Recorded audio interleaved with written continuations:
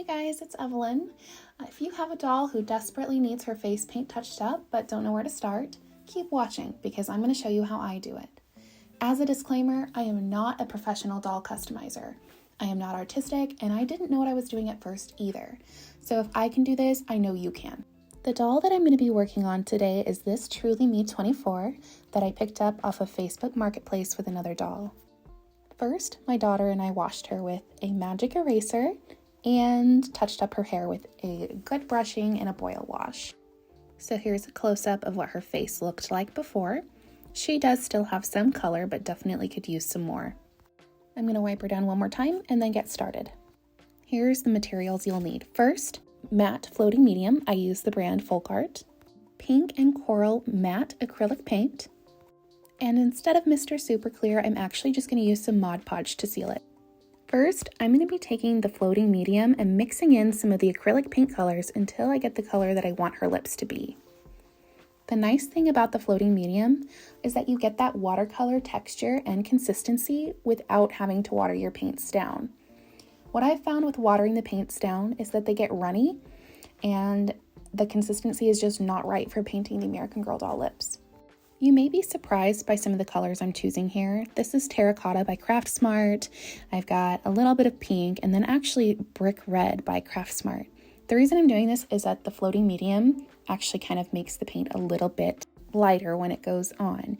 We are going to be doing very thin layers, so darker actually ends up being better in this case. Now I'm going to take these colors just a little bit at a time and start mixing them into the floating medium until the color that I want is achieved. I have done this a few times by now, so I kind of have an idea of what the color should look like. It's kind of like a dark corally pink. That's my preference though, and you can use whatever colors you want and play around with it until you figure out the best color for your doll. For example, if your doll has a darker skin tone than number 24 here, I would suggest using Brick Red, maybe a deep berry color, and mixing it with some brown. It's going to look beautiful on them and complement their skin rather than washing them out. Ultimately though, the choice is yours. I prefer a more natural look to my dolls, but you might want to experiment with some nice berries and red colors. And the best part about it is, until you seal it, you can keep taking it off and putting it back on, experimenting as you go. You can practice all you want, because this is not permanent. Ultimately though, I would recommend getting started with a doll who you don't mind if you accidentally mess up their original face paint. It's possible that you might make a mistake, and if you do, that's okay. I can tell you from experience, a lot of the stuff that I've learned here is from making mistakes. So now I'm taking that color that I mixed and I am following the original lines of the doll's lips with this tiny paintbrush. I can link all of the materials that I'm using in my bio for you, but basically I tried to find the very smallest brushes that I could. The most important thing to remember here is that you're going to do a very thin coat of this. Right now, it might just look like a little bit of lip gloss, and don't worry, it is going to dry matte. You might be working on a doll that has no lip paint to work off of. In this case, just work off of the shape of the doll's lips. You see where the vinyl protrudes to give the lips their shape? Even if the original lip color isn't there, you can still kind of follow that line in order to make the lips as close to the original shape as possible. Now, while I wait for that layer to dry, I'm going to mix up a little bit of a darker color to go on her cheeks. The only reason I'm doing a darker color here is because I only want to do one layer. So I'm just going to do a bit of a darker color, so I only have to do it once. To do her cheeks, I'm going to put some paint in a little circle on the apple of her cheek. And using a circular motion, I'm going to blend that color upward toward where her cheekbones would be. Since I was using a bit of a darker color here, I started to notice that I was getting some harsh lines toward the bottom of the apple of her cheek. So I just kind of applied some higher pressure with my finger to blend that out, and it ended up working out just fine. So now that that layer is dry, you notice that it dried nice and matte.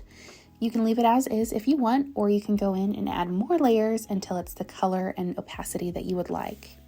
Just to reiterate, I have found that using thin layers is the best way to do this. The reason being that if you were to put on a thick layer, or maybe the layer is thicker in some spots, it comes out looking blotchy and uneven. You're able to have a lot more control when you work in thinner layers. You can kind of see as I'm doing this layer that there is a little bit of a blotchy spot in the middle, so I just cleared the paint off my brush, and with it mostly paint free, I was able to wipe at it a little bit and just get that blotchy spot off. So before I let this layer fully dry, I'm just going back over it and making sure that there are no clumps or blotches on the layer. And now I'm just going to do the other cheek the same way while this lip layer dries. And again, I am starting with this circle on the apple of her cheek, and I'm going to blend it with my finger toward her temple and where her cheekbone would be. And with this layer, I actually worked a little bit too slow and noticed that the lines were harsh. So I'm actually just going to take a little bit of water and wipe it right off and start over again.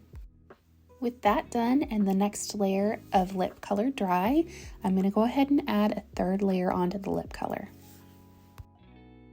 This will be my third and final layer because I do want this to look natural for this doll. I don't want it to look like she has lipstick on, which is why I'm going with a matte finish. Now, I had mentioned earlier that I use Mod Podge instead of Mr. Super Clear.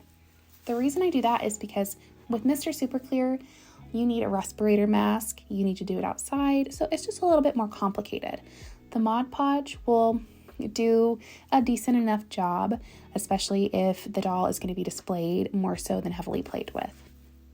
Now, if you're comfortable using Mr. Super Clear or feel more confident about sealing it that way, then go for it. I'm just going to show you an alternative way to seal the lips, so that way they're not coming off with just kind of rubbing your fingers on it, but they still will come off with acetone and maybe even some non-acetone nail polish remover should you decide you want to change the lip color later.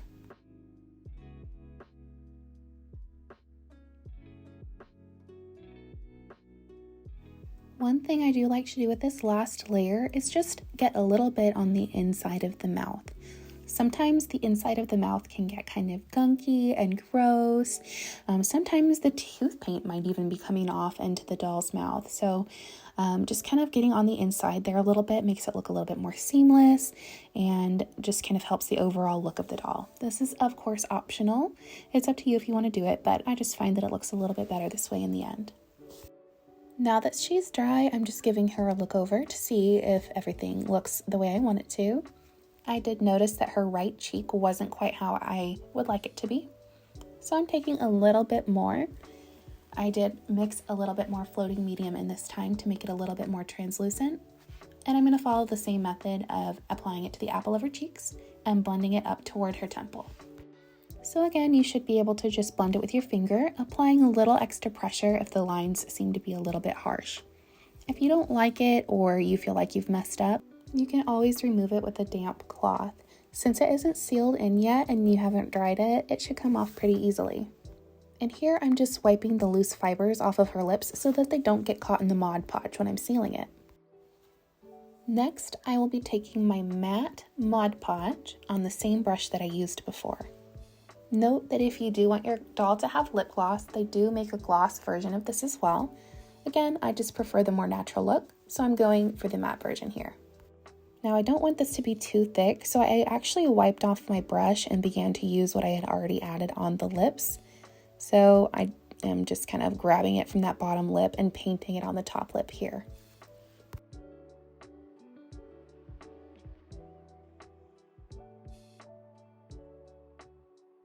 Just like with the other lip layers, I'm trying to go as thin as I can with this, trying to work out any clumps as I go.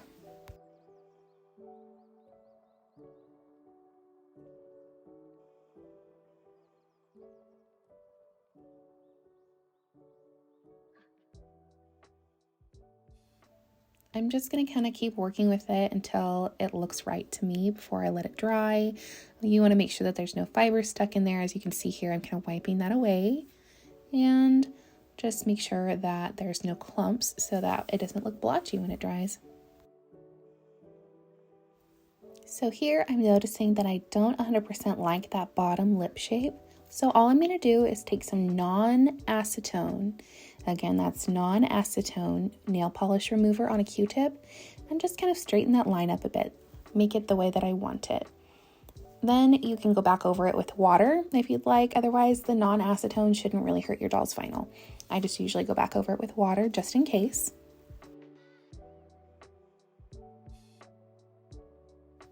And then I kind of use my finger to just buff out any harsh lines on that top part of the Mod Podge.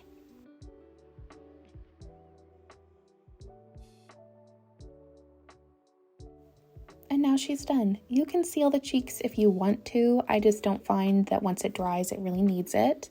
Again, completely up to you. And here's a quick before and after shot, just as a reminder of how much good a little bit of paint can do. And thanks as always so much for watching. I appreciate every comment, every like, every bit of feedback that you guys have. I hope this was helpful to you in some way, but if you do still have questions, feel free to comment down below. I try to answer every comment that I have, and I'm always more than happy to help. Thanks, guys. Bye.